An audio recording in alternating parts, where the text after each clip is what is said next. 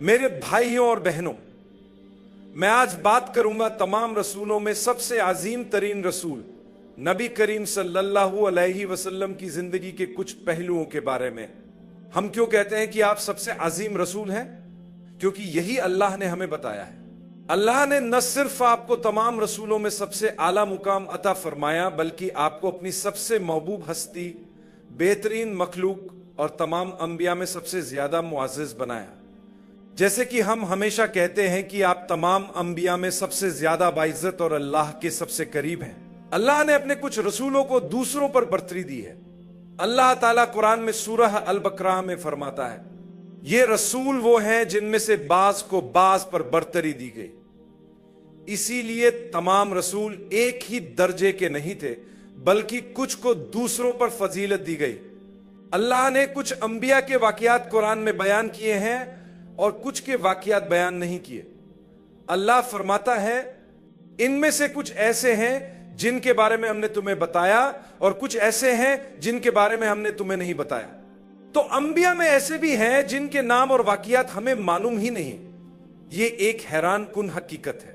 اللہ نے قرآن کی ایک آیت میں 5 عظیم رسولوں کا ذکر کیا جنہیں سب سے زیادہ صبر، استقامت اور بلند مقام عطا کیا گیا۔ انہوں نے بے حساب آزمائشوں اور مشکلات کا سامنا کیا اور یہی ان کی عظمت کی دلیل بنی۔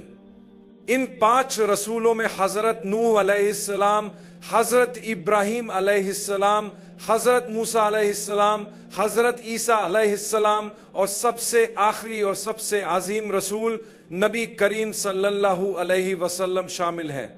ان تمام انبیاء نے سخت آزمائشوں اور مشکلات کا سامنا کیا، لیکن میں آپ کو بتانا چاہتا ہوں کہ سب سے زیادہ سخت آزمائشوں اور مشکلات سے گزرنے والے نبی کریم صلی اللہ علیہ وسلم تھے۔ آپ نے سب سے بڑی مشکلات اور چیلنجز کا سامنا کیا، لیکن آپ کے صبر، ہمت اور قربانی نے آپ کو سب سے بلند مقام پر پہنچایا۔ آپ صلی اللہ علیہ وسلم کو سب سے بڑی آزمائشوں اور مشکلات کا سامنا کرنا پڑا، ایک کے بعد ایک چیلنج آیا۔ جب ہم آپ صلی اللہ علیہ وسلم کے بارے میں بات کرتے ہیں تو ہمیں یہ سمجھنا چاہیے کہ اللہ نے آپ کو سب سے زیادہ محبوب رکھا۔ اگر اللہ چاہتا تو وہ آپ صلی اللہ علیہ وسلم کی زندگی کو دنیا کی سب سے بڑی آسائشوں سے بھر سکتا تھا، لیکن اللہ ہمیں یہ سکھانا چاہتا ہے کہ جب وہ کسی سے محبت کرتا ہے تو اس کا مطلب یہ نہیں کہ وہ اسے دنیا کی ہر نعمت سے نوازے گا۔ اللہ سورہ فرقان میں فرماتا ہے، انہیں بھی دنیا کی آسائشیں نہیں دی بلکہ انہیں قلبی سکون عطا کیا۔ اللہ سورہ فرقان میں فرماتا ہے، پاک ہے وہ ذات، اگر وہ چاہتا تو یہ نبی صلی اللہ علیہ وسلم آپ کے لیے اس سے بہتر بنا دیتا جو آپ رکھتے ہیں، آپ کے لیے باغات بنا دیتا جن کے نیچے نہریں بہتی ہوں اور محلات عطا کرتا۔ اگر ہم آج کی ٹیکنالوجی اور ترقی کو دیکھیں تو یہ سب کچھ اگر اللہ چاہتا تو نبی صلی اللہ علیہ وسلم کے دور میں ہی دے دیتا، لیکن اللہ نے یہ سب بات کے زمانے کے لیے رکھا۔ ہم نبی صلی اللہ علیہ وسلم کی زندگی کے ہر پہلو پر مکمل یقین رکھتے ہیں، حالانکہ ہم نے انہیں اپنی آنکھوں سے نہیں دیکھا۔ ہمارے دلوں میں ان پر ایمان اس قدر مضبوط ہے کہ اگر ہم آپ کو اپنی آنکھوں سے دیکھ بھی لیتے تب بھی ہمارا یقین اس سے زیادہ نہ ہوتا۔ یہاں تک کہ اگر میں اپنی آنکھوں سے کچھ دیکھوں تو ہو سکتا ہے کہ میں اپنی آنکھوں کو جھٹلا دوں، لیکن میں کبھی بھی رسول اللہ اور ان کے پیغام کو نہیں جھٹلا سکتا۔ وہ وحی جو آپ پر نازل ہوئی وہ ایسی محفوظ اور خالص ہے جس میں کوئی تحریف نہیں۔ اللہ فرماتا ہے کہ ہم نے اس قرآن کو نازل کیا اور ہم ہی اس کی حفاظت کریں گے، اور یہی ہوا۔ اگر آج آپ دنیا بھر میں قرآن دیکھیں تو ایک ہی مصحف، ایک ہی قرآن پایا جائے گا۔ ہاں، مختلف لہجوں میں قرأت ہو سکتی ہے، لیکن اس کا مطلب وہی رہتا ہے۔ حیرت انگیز بات یہ ہے کہ اگر میں آپ کی زبان نہ بھی جانتا ہوں تب بھی اگر میں قرآن کی تلاوت میں غلطی کروں تو آپ مجھے درست کر سکتے ہیں، کیونکہ ایک عام مسلمان جو 5 وقت کی نماز پڑھتا ہے وہ بھی قرآن کی کچھ صورتیں زبان یاد رکھتا ہے۔ آئیے سب سے محبوب ہستی، اللہ کے سب سے پیارے نبی کریم صلی اللہ علیہ وسلم کی زندگی میں پیش آنے والی مشکلات اور آزمائشوں پر بات کرتے ہیں۔ میرے بھائیوں اور بہنوں، یاد رکھیں नबी करीम सल्लल्लाहु अलैहि वसल्लम जो कि सबसे बेहतरीन मखलूक और सबसे मुअज़्ज़ज़ नबी हैं, आपके वालिद का इंतकाल आपकी विलादत से पहले ही हो गया था। अल्लाह ने आपको एक ऐसे शहर और ऐसे वक्त में पैदा फरमाया जब कोई जदीद सहूलतें नहीं थी, न बिजली, न बहता पानी, न इंटरनेट, न मोबाइल फोन, न गाड़ियां, न हवाई जहाज और न ही कोई और सहूलत, लेकिन अल्लाह ने आपको सब पर फजीलत दी। जब आप सल्लल्लाहु अलैहि वसल्लम पैदा हुए तो आपके वालिद पहले ही इस दुनिया से जा चुके थे।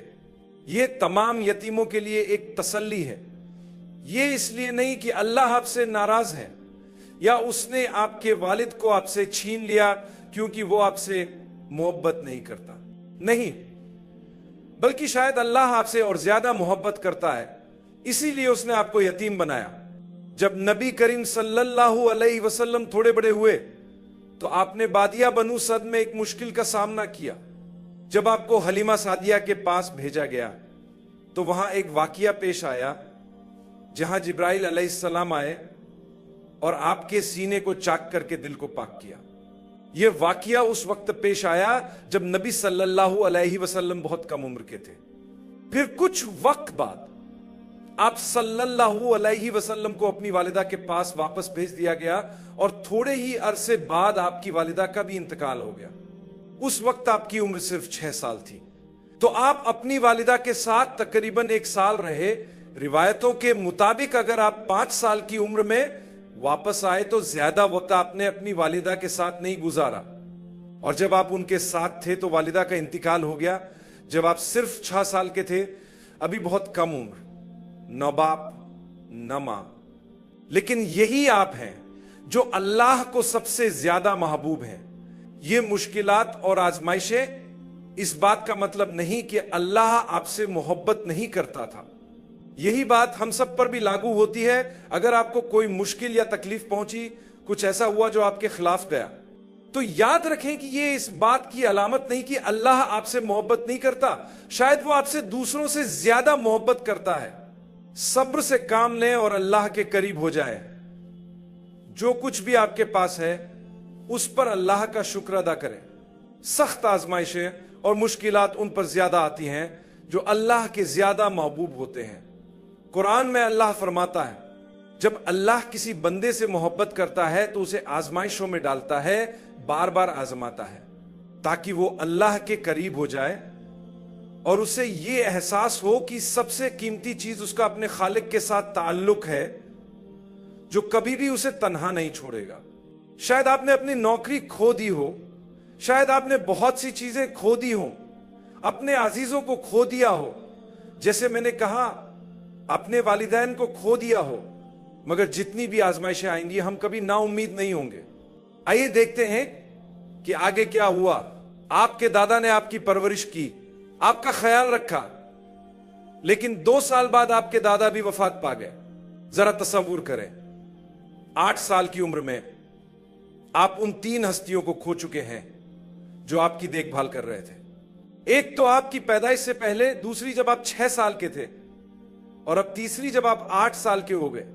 अक्सर लोग सोचते हैं कि शायद अल्लाह हमें छोड़ चुका है, अल्लाह हमारा ख्याल नहीं रखता, लेकिन हकीकत इसके बरक्स है। अल्लाह आपका ख्याल रखता है और सिर्फ वही आपका सहारा है। हो सकता है कि आपको कुछ साल मुश्किलात में गुजारने पड़े, लेकिन यकीन करें कामयाबी और फतह आने वाली है। फिर नबी सल्लल्लाहु अलैहि वसल्लम की देखभाल आपके चाचा अबू तालिब ने की। वो नबी करीम सल्लल्लाहु अलैहि वसल्लम का बहुत ख्याल रखते थे। हजरत अली के वालिद भी वही थे, मगर हजरत अली उस वक्त पैदा नहीं हुए थे, वो काफी बाद में दुनिया में आए। जैसे जैसे आप बड़े हुए, लोग आपको सच बोलने वाला और अमानतदार कहने लगे। सब आप पर भरोसा करते थे, आपको बहुत इज्जत हासिल थी और लोग अपने मसाइल के हल के लिए आपसे मशवरा लेते थे। एक बार जब लोग काबा की तामीर नौ कर रहे थे तो हजर अस्वद को रखने के बारे में झगड़ा हो गया। हर कबीला चाहता था कि वो उसे अपनी जगह रखे। सब ने आपको फैसला करने के लिए बुलाया, हालांकि उस वक्त आप नबी नहीं बने थे। आपने सब कबीलों के सरदारों से कहा कि वो एक कपड़े के कोने पकड़े और उसमें हजर अस्वद रखा गया। फिर सब ने उसे उठाया और आपने अपने हाथों से उसे सही जगह पर रख दिया। سب خوش ہو گئے کیونکہ یہ ایک اچھا اور منصفانہ فیصلہ تھا۔ بعض اوقات لوگ ہمیں اچھا اور دیانتدار سمجھتے ہیں، مگر جب ہم ایسی بات کہتے ہیں جو انہیں پسند نہ آئے تو وہ بدل جاتے ہیں۔ ہمیں کبھی بھی سچ بولنا اور ایمانداری چھوڑنی نہیں چاہیے، کیونکہ یہ آپ کی زندگی سے ہمیں ملنے والا سبق ہے۔ اس سے پہلے کہ آپ نبوت کے درجے پر پہنچتے، آپ نے بکریاں بھی چرائیں، اور یہ حیرت انگیز بات ہے کہ اس کے بعد آپ نے کچھ کاروبار بھی کیا۔ جب آپ نے کاروبار شروع کیا تو آپ ایک معزز خاتون حضرت خدیجہ کے لیے کام کر رہے تھے۔ حضرت خدیجہ ایک کامیاب تاجرہ تھیں اور اس سے پہلے ان کی شادی ہو چکی تھی۔ نبی کریم صلی اللہ علیہ وسلم ایک تجارتی قافلے کے ساتھ بلاد شام، موجودہ شام، لبنان اور ملحقہ علاقے تشریف لے گئے۔ جب آپ واپس تشریف لائے تو آپ نے ایک ایک رقم کا مکمل حساب پیش فرمایا۔ آپ کی دیانت اور امانت بے مثال تھی۔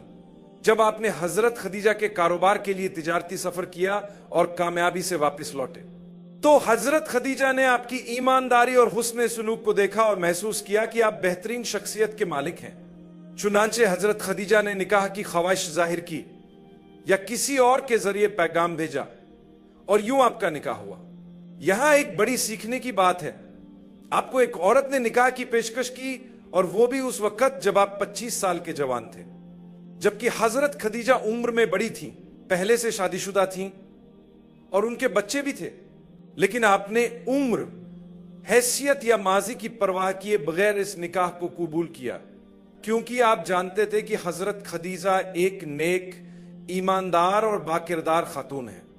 بعد میں جب آپ پر وحی نازل ہوئی تو حضرت خدیجہ وہ پہلی شخصیت تھیں جنہوں نے اسلام قبول کیا اور ہر لمحہ کا ساتھ دیا۔ ایک دن رسول اللہ نے غور و فکر کرنے کا ارادہ کیا اور آپ اکثر غار حرا میں عبادت کے لیے جایا کرتے تھے۔ جب آپ غار میں داخل ہوئے تو آپ کس چیز پر غور کرتے تھے؟ آپ اس برائی پر سوچتے جو لوگ کرتے تھے اور ان کو درست کرنے کے طریقوں پر غور کرتے۔ آپ اپنی قوم کے بارے میں فکر مند رہتے کیونکہ ان میں بہت سی بری عادتیں تھیں۔ ان عادتوں کو جہالت کہا جاتا تھا، یعنی جاہلیت کا دور۔ ان کے اعمال بھی جہالت پر مبنی تھے، جیسے اللہ کے علاوہ دیگر معبودوں کی پوجا کرنا، بتوں، لکڑیوں، پتھروں اور دیگر چیزوں کی عبادت کرنا۔ آپ سوچا کرتے کہ آخر یہ سب کیسے درست ہو سکتا ہے، اسی لیے آپ خود کو غار میں تنہا کر لیتے۔ پھر ایک دن حضرت جبرائیل علیہ السلام آپ کے پاس وحی لے کر آئے اور کہا، پڑھو اللہ کے نام سے۔ یہاں میں رکنا چاہتا ہوں بھائیوں اور بہنوں، ایک اور سبق، کچھ بھی ناممکن نہیں ہے، کچھ بھی ناممکن نہیں اگر اللہ کے نام سے آغاز کیا جائے۔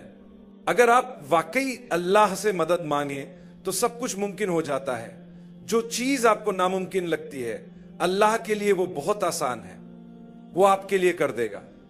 دوسرے الفاظ میں اللہ کے لیے کچھ بھی ناممکن نہیں ہے۔ پڑھو اپنے رب کے نام سے جس نے پیدا کیا، اس نے انسان کو خون کے لوتھڑے سے پیدا کیا۔ کتنی حیرت انگیز آیات تھیں یہ شروعاتی آیتیں پڑھنے کے بارے میں تھیں اور اللہ کے نام کو استعمال کرنے کے متعلق تھی۔ جب کوئی چیز ناممکن لگے تو اللہ اسے ممکن بنا دے گا، اور اللہ آپ کو اس سے زیادہ عطا کرے گا جتنا آپ نے کبھی سوچا بھی نہیں تھا، کیونکہ آپ نے اس کا آغاز اللہ کے نام سے کیا، اس کی مدد سے، اور آپ اس کی مدد مانتے رہے۔ یہ وحی کی ابتدا تھی اور نبوت کا آغاز بھی، لیکن اللہ نے ابھی آپ کو تبلیغ کا حکم نہیں دیا تھا۔ یہ حکم بعد میں آیا جب وحی نازل ہوئی، اے چادر اوڑھنے والے اٹھو اور لوگوں کو خبردار کرو۔ تو لوگ فوراً دو گروہوں میں تقسیم ہو گئے، وہ جو قبول کرنے والے تھے اور وہ جو انکار کرنے والے۔ جو قبول کرنے والوں میں سے تھے ان میں علی بن ابی طالب بھی شامل تھے، جو اس وقت رسول اللہ کے ساتھ رہ رہے تھے، اور اس کی وجہ یہ تھی کہ ان کے والد ابو طالب رسول اللہ کی پرورش کر رہے تھے جب وہ 8 سال کے تھے۔ انہوں نے کئی سالوں تک آپ کی دیکھ بھال کی، لیکن بعد میں ابو طالب کو مالی مشکلات کا سامنا کرنا پڑا، جس کی وجہ سے ان کے بچے رشتہ داروں میں تقسیم کر دیے گئے تاکہ ان کی کفالت کی جا سکے۔ اسی مالی مشکل کی وجہ سے رسول اللہ نے خود حضرت علی کی پرورش کی ذمہ داری لے لی، اور حضرت علی اس وقت کافی کم عمر تھے۔ چونکہ حضرت علی رسول اللہ کے گھر میں پروان چڑھے، جب نبوت کا اعلان ہوا حضرت علی ابھی کم عمر تھے، اسی لیے بچوں میں سب سے پہلے اسلام قبول کرنے والے حضرت علی تھے۔ مردوں میں سب سے پہلے ابو بکر الصدیق اور عورتوں میں سب سے پہلے خدیجہ رضی اللہ عنہا تھیں۔ ابو بکر رضی اللہ عنہ نے اپنے کچھ دوستوں سے بات کی اور ان میں سے کئی لوگ اسلام میں داخل ہو گئے۔ یہی وجہ ہے کہ اگر آپ ان 10 افراد پر نظر ڈالیں جنہیں جنت کی بشارت دی گئی، جنہیں عشرہ مبشرہ کہا جاتا ہے، تو ان میں سے کئی لوگوں کو اسلام میں لانے والے ابو بکر رضی اللہ عنہ ہی تھے، کیونکہ وہ ان کے قریبی دوست تھے۔ یہ بات ہمیں ایک اور اہم سبق سکھاتی ہے کہ انسان اپنے دوستوں کے اثر میں ضرور آتا ہے جب تک کہ وہ خود ان پر اثر انداز نہ ہو۔ اگر آپ کے دوست کسی خاص طرز زندگی کو اپنائے ہوئے ہیں تو آپ بھی ویسے ہی بن جائیں گے، چاہے آپ کو احساس ہو یا نہ ہو۔ اسی طرح اگر آپ غالب شخصیت ہیں تو آپ کے دوست آپ کی عادات اختیار کر سکتے ہیں۔ اس لیے اچھے دوستوں کا انتخاب کریں تاکہ اس دوستی میں سے بھلائی نکلے نہ کہ برائی۔ اگر آپ غور سے دیکھیں کہ کس نے ان کا پیغام قبول کیا تو وہ وہی لوگ تھے جو آپ کو سب سے بہتر جانتے تھے۔ اسی لیے ہمیں سکھایا گیا ہے کہ اگر آپ کسی کے بارے میں جاننا چاہتے ہیں تو اس کے قریبی رشتہ داروں سے معلوم کریں۔ سب سے پہلے اس کی بیوی یا عورت کے معاملے میں اس کا شوہر، اس کے بچے، اس کے دوست، اور خاص طور پر وہ لوگ جن کے ساتھ وہ زیادہ وقت گزارتا ہو۔ ایک جاننے والا، ایک کاروباری ساتھی اور ایک دوست، یہ تینوں مختلف چیزیں ہیں۔ ہر کاروباری ساتھی دوست نہیں ہوتا، ہر جاننے والا دوست نہیں ہوتا، اور ہر جاننے والا کاروباری ساتھی نہیں ہوتا۔ میں یہاں صرف دوستوں کی بات کر رہا ہوں، وہ جو آپ کے بہت قریب ہوتے ہیں، جن کے ساتھ آپ تقریباً روزانہ کا وقت گزارتے ہیں۔ میرے بھائیوں اور بہنوں، یہ ایک بہت اہم بات ہے۔ رسول اللہ کے دوستوں نے ایک دوسرے کی مدد کی، انہوں نے اسلام قبول کیا، لیکن ایک گروہ ایسا بھی تھا جس نے فوراً انکار کر دیا۔ انہوں نے آپ کے بارے میں غلط باتیں کہیں، یہاں تک کہ آپ پر جادوگر، ساحر اور نہ جانے کیا کیا بہتان لگائے۔ ان تمام الزامات کو یاد رکھیں، کیونکہ اگر آپ پر بھی لوگ ایسے الزامات لگائیں گے کہ آپ جادو کر رہے ہیں، کسی پر کالا جادو کیا ہے، آپ کو دولت یا شہرت کی ہوس ہے، تو یاد رکھیں کہ نبی کریم صلی اللہ علیہ وسلم پر بھی یہی الزامات لگائے گئے تھے۔ یہ کوئی نئی بات نہیں، بلکہ اگر یہ الزامات جھوٹے ہیں تو یہ دراصل اللہ کی محبت کی نشانی ہے۔ یعنی ہم میں سے بہت سے لوگ یہ بات سمجھیں گے کہ جب آپ دین پہلانے کی کوشش کریں گے تو کچھ لوگ آپ کی بلا وجہ مخالفت کریں گے۔ اگر مخالفت کی کوئی وجہ ہو تو وہ ٹھیک ہے، لیکن بغیر کسی وجہ کے لوگ آپ سے نفرت کریں گے، حالانکہ وہ آپ کو جانتے بھی نہیں، کبھی ملے بھی نہیں، پریشان نہ ہو بلکہ اللہ کا شکر ادا کریں۔ یہ بات خوش ہونے کی ہے، اللہ آپ سے محبت کرتا ہے۔ اگر نبی کریم صلی اللہ علیہ وسلم کے ساتھ ایسا ہوا تو پھر میری اور آپ کی کیا حیثیت ہے؟ ان الزامات کی فکر نہ کریں، لیکن خود ایسے لوگوں میں شامل نہ ہو جو دوسروں پر جھوٹے الزامات لگاتے ہیں، کیونکہ اگر آپ ایسا کریں گے تو آپ بھی غلطی کریں گے۔ یہ ایک اہم بات ہے۔ اب میں آگے بڑھتا ہوں کیونکہ وقت کم ہے۔ نبی کریم صلی اللہ علیہ وسلم کی زندگی میں ایک وقت ایسا آیا جب آپ کے تمام بچے ایک کے بعد ایک دنیا سے چلے گئے، سوائے حضرت فاطمہ کے جو بعد میں وفات پائیں۔ باقی سب یا تو بچپن میں یا بڑے ہو کر آپ کی زندگی میں ہی دنیا سے چلے گئے۔ اگر آپ پر کوئی مشکل آ رہی ہے تو یہ نہ سمجھے کہ اللہ آپ سے ناراض ہے، اللہ آپ سے نفرت نہیں کرتا، بلکہ شاید اللہ آپ سے محبت کر رہا ہے، کیونکہ یہی آزمائش اس ہستی پر بھی آئی تھی جسے اللہ سب سے زیادہ چاہتا تھا، یعنی ہمارے نبی صلی اللہ علیہ وسلم۔ لوگوں نے نبی کریم صلی اللہ علیہ وسلم سے جنگیں کی، آپ کو کھانے اور پانی سے محروم رکھا، آپ پر جھوٹے الزام لگائے، آپ کو شہید کرنے کی کوشش کی، مگر اللہ نے آپ کی حفاظت فرمائی۔ یہ سب اس بات کی نشانی نہیں کہ اللہ کسی سے ناراض ہو، بلکہ یہ بھی اللہ کی محبت کی علامت ہو سکتی ہے۔ اس لیے اگر نوکری کے نقصان، کسی عزیز کے انتقال یا زندگی میں کسی بڑی تبدیلی سے گزر رہے ہیں تو یہ نہ سوچے کہ اللہ ناراض ہے، شاید یہ اللہ کی محبت کی نشانی ہو۔ سب کچھ دل کی حالت پر ہے۔ क्या आप अल्लाह से खुश हैं? अगर हां तो अल्लाह भी आपसे खुश होगा। क्या आप मुतमिन हैं? अगर हां तो अल्लाह ने वादा किया है कि वो आपको सुकून देगा। अगर हमने नबी करीम सल्लल्लाहु अलैहि वसल्लम की जिंदगी से ये सीखा तो ये कीमती सबक है। मैं अपनी बात को यहीं खत्म करता हूं और दुआ करता हूं कि हम सब नबी करीम सल्लल्लाहु अलैहि वसल्लम की जिंदगी से खूबसूरत सबक हासिल करें। आमीन।